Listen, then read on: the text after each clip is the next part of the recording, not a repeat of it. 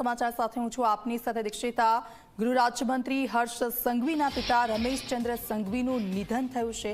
લાંબા સમયથી તેઓ બીમાર હતા। રમેશચંદ્ર સંઘવી ગૃહ રાજ્યમંત્રી હર્ષ સંઘવીના પિતાનું નિધન થયું છે। ખાનગી હોસ્પિટલમાં તેઓ સારવાર લઈ રહ્યા હતા। લાંબા સમયથી તેમની સારવાર ચાલી રહી હતી। ગૃહ રાજ્યમંત્રી હર્ષ સંઘવીના પિતાશ્રીનું નિધન થયું છે। બીમાર હતા લાંબા સમયથી અને હોસ્પિટલમાં સારવાર હેઠળ હતા। યુનિક હોસ્પિટલમાં તેમણે અંતિમ શ્વાસ લીધા છે। ઉમરામાં સાંજે 5 વાગે તેમના અંતિમ સંસ્કાર થશે। રમેશચંદ્ર સંઘવીની જૈન સમાજમાં સેવાભાવી વ્યક્તિ તરીકેની ઓળખ હતી। હીરાના વ્યવસાય સાથે તેઓ જોડાયેલા હતા। અનેક સેવાભાવી કાર્યો સાથે પણ તેઓ જોડાયેલા રહ્યા હતા। પિતાની તબિયત અસ્થિર હોવાથી હર્ષ સંઘવી સુરતમાં હતા। મંત્રી મુકેશ પટેલ અને ધારાસભ્ય સંગીતા પાટીલ ત્યાં પહોંચ્યા છે। સીધા જઈશું, ચેતન અમારી સાથે લાઈવ જોડાઈ ગયા છે। ચેતન, દુઃખના સમાચાર હર્ષ સંઘવી કે જેમના પિતાનું નિધન થયું છે અને તેમનો અંતિમ સંસ્કાર ક્યારે કરવામાં આવશે અને શું વિગતો હાલ તેને લઈને?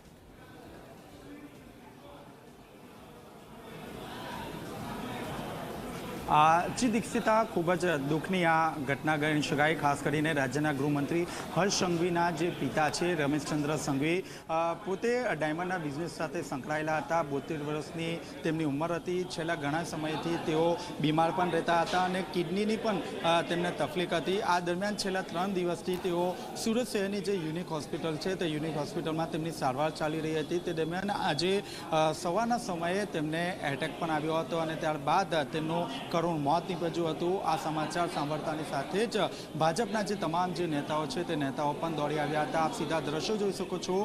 ટૂંક સમયમાં જે પાર્થિવ દેહ જે છે તે નીચે લાવવામાં આવશે તેની અહીં તૈયારીઓ કરી દેવામાં આવી છે અને અંદાજે 4 વાગ્યાના અરસામાં જે સ્મશાન યાત્રા છે તે ઉમરા સ્મશાન ગૃહ સુધી પહોંચશે। તે પહેલાં ભાજપના તમામ જે નેતાઓ છે તે નેતાઓ હર્ષ સંઘવીના નિવાસસ્થાને પહોંચી ગયા છે। ખાસ કરીને municipal commissioner, police commissioner, collector, આ ઉપરાંત તમામ ભાજપના જે નેતા છે તે નેતા પણ પહોંચી ગયા છે। એક સૂત્રો પાસેથી જે રીતે માહિતી મળી રહી છે તે મુજબ મુખ્યમંત્રી ભૂપેન્દ્રભાઈ પટેલ પણ આ જે સ્મશાન યાત્રામાં જોડાય તેવી પૂરેપૂરી શક્યતા જોવા મળી રહી છે। આપ સીધા દ્રશ્યો જોઈ શકો છો। હાલમાં જે અંતિમ સંસ્કારને તમામ જે વિધિઓ છે તે વિધિઓની અહીં તૈયારી શરૂ કરી દેવામાં આવી છે। તેમનો જે પાર્થિવ દેહ છે તે તેમના જે ઉપરના જે ફ્લેટના જે નિવાસસ્થાન છે ત્યાં લઈ જવામાં આવ્યો છે અને ટૂંક સમયમાં જે પાર્થિવ દેહ છે તે નીચે લાવવામાં આવશે।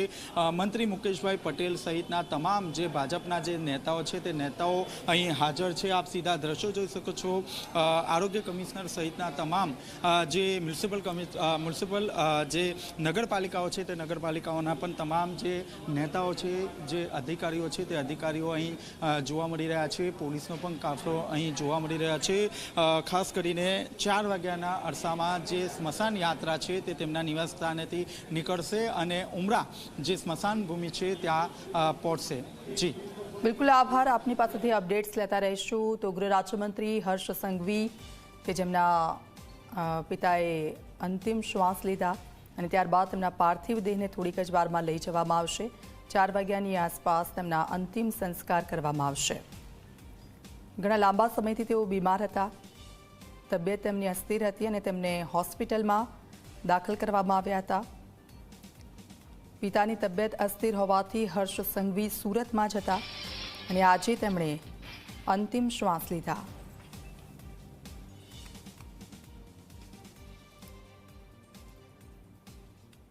તો બનાસ ડેરીએ પશુપાલકોને સૌથી મોટી ભેટ આપી છે। બનાસ ડેરી